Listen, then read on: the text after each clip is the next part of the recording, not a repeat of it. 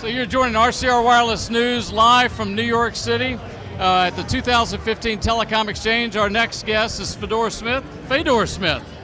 World-renowned Fedor Smith, Norman Fedor Smith, the fourth or fifth? Fourth. Thank you very much for joining us today.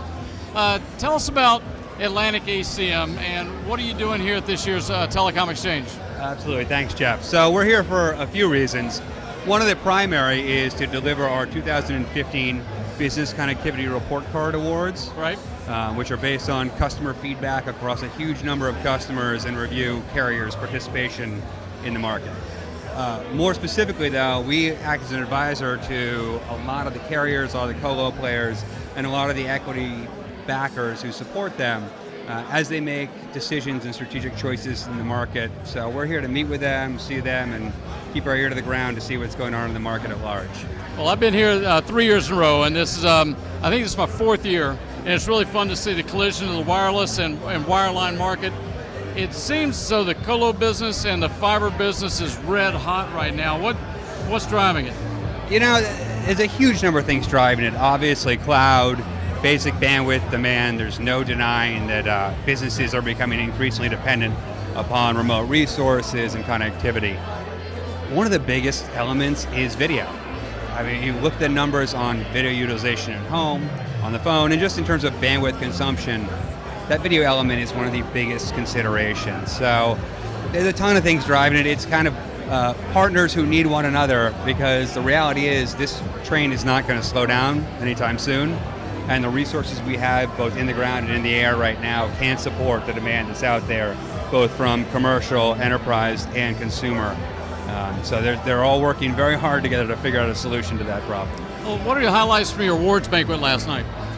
A few noteworthy things to point out. Obviously, some of the things you'd expect to see, like the growth in Ethernet adoption, anticipated, but it was a long time coming. So it's great to see those numbers accelerating. Yeah. In terms of individual standouts, Level 3 combined with Time Warner TW Telecom took home quite a few awards, and actually looking back over the years, after their sort of 2006-2007 acquisition period, they went through a difficult time in terms of service delivery and customer experience.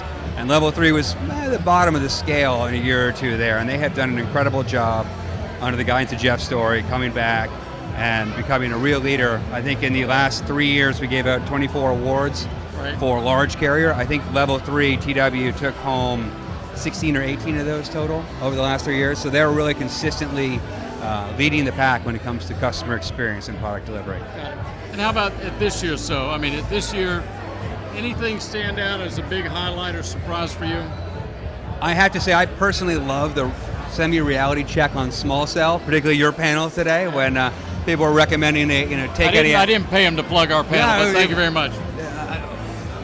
People have been wildly optimistic about the deployment of small cell, and not that it doesn't have value, but as was discussed, the revenue model doesn't really work. You don't get more revenue from a customer because you put out 40,000 small cells. So if there's any other way to create that coverage without the massive expense of new sites, go ahead and stream it, new backhaul, etc., obviously that's preferable. And the carriers, I think, are working to figure out where small cell is the solution and where it isn't. Got it. And so what's the holdup today? A lot of people said it's cost, but is it technology? Is it right away? Is it lack of understanding? What's the holdup? I think it's a lot of those factors contributing largely to cost. There are obviously in any build project, there are holdups in terms of legislative, legal, etc., physical holdups, but all of those things have a price. Even the delays have a price. And the reality is the cost per site at this point is just too high to validate the kind of distribution carriers would like to utilize. Obviously, a few carriers have done pretty sizable build-outs, and some tower folks, Crown's out there putting up a lot of hardware, but it's hard to validate the small cell as a stopgap measure at the current price when you can't truly generate more revenue from having that additional coverage. Now, we haven't talked about the cable cos. Where do you see the cable cos and the wireless operators fitting into this world of colo guys and metro fiber guys? Yeah, well, and this is not our our company's research or outputs, but my personal opinion Right. is that at some point we're going to have to create a symbiotic relationship between the cable cos, the carriers, the wireless entities. One of the discussions that went on today was about Wi-Fi offload.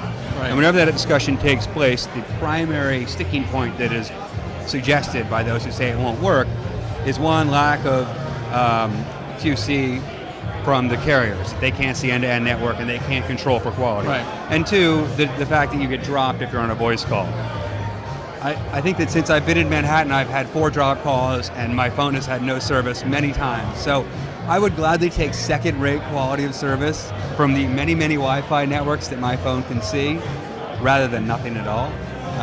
So I think that there is going to come an inflection point where any mode of connectivity is better than nothing, and people will have to get past the privacy issues, will have to get past a variety of other things. But if we have a ton of access points out there, cable should be selling mobile as part of their package, and the mobile guys should be utilizing cable's connectivity as part of their backup. It just makes sense. Well, last week, the New York State Wireless Association had their annual event here in New York City, and former FCC Commissioner Jonathan Adelstein, who's CEO of the Wireless Infrastructure Association, he pronounced that New York City is the wireless envy of the world. In the context of your comments about drop calls and that sort of thing, what do you think? What do you think makes New York enviable as a market? Maybe he really likes a challenge. There is, I would argue, nothing enviable about New York as a wireless location. I mean, the density, the variety of builds in terms of age of buildings, types of buildings, the very, very strong opinions of landlords, the difficulty of getting into buildings, getting locations, and forget the unions, the legislative elements that have to come into play to successfully build out in Manhattan. It seems like an utter nightmare to try and build a wireless network here. Beyond the engine, at every step, the engineering, the execution, the cost, there's so many barriers to efficiently covering Manhattan with wireless that it's not surprising that the challenge continues. Well, I think, and I wasn't there last week, but if I read between the lines, the most sophisticated technology is being deployed here because it is the most challenging, and in that sense, it is the test bed for what will happen around the world. Yeah. Now, another switching gears, but another big topic is gigabit service. You know, you got gigabit cities, you got Google that's getting into fiber business, AT&T, they're all talking gigabit service. Where are we in the gigabit game, and will we ever see wireless gigabit service? From the technology standpoint, I really can't say. As I understand, they can make it happen in the lab. Yep. I think a hard truth, or not a hard truth, the reality is that wireless can never replace fiber entirely. You're always going to be backhauling on fiber no matter what. And the real question is, for the wireless carriers, at what point is it less productive to create more and more coverage than just to find an alternative route for that data and content? If you are talking about the average tower now is 200 megs, give or take. The average household is consuming, you need 25 to be broadband. So that covers 8 households? So if you have to have one cell site that you pay for, maintain, and backhaul for every 8 households, which soon will have 100 devices each of them. Right. The revenue model seems pretty thin. Yep. So I think that, again, there's some complementary balance between wired and wireless that's going to have to take place because the spectrum and technology at present just doesn't exist to supply the necessary bandwidth for the demand we see, even currently, much less 5 years hence. So final question, Fedor. Your firm specializes in research and consulting to the carrier market. What are you telling them to look out for or do over the next 18 months? You know, what we're trying to do is help them make informed choices. There's a lot of people looking to expand their market. There's a lot of people looking to acquire companies. There's a lot of people looking to broaden product sets or invest in operational or strategic initiatives. And really, they've got to understand, one, what the impact of that investment will be or that purchase will be. 2, what the long-term revenue is going to be. And 3, if there's demand. I mean, we so often have seen initiatives from carriers, colo, et cetera, where they believe there's an interest from a customer segment that may or may not exist, or which customers might not be willing to pay for. I mean, HD voice is an example where it's a very cool idea, but no one seems to really be willing to shell out for it. So we try and generate data, be it from internal resources, carriers, third parties, customers, to really validate directly any decision that they're going to make and help them maximize the efficacy of their investment. Well, Fedor, thank you for joining us today. It's Fedor Smith from Atlantic-ACM. Thank you again for joining us. This is Jeff Mucci with RCR Wireless News. We're on Wall Street in the Big Apple. Join us tomorrow for Inside Telecom Careers. We're going to be at the Empire State Building. I think we're going to be talking with some Hugh O'Kane Electric about in-building cabling and building fiber networks here in the Big Apple. Thank you very much.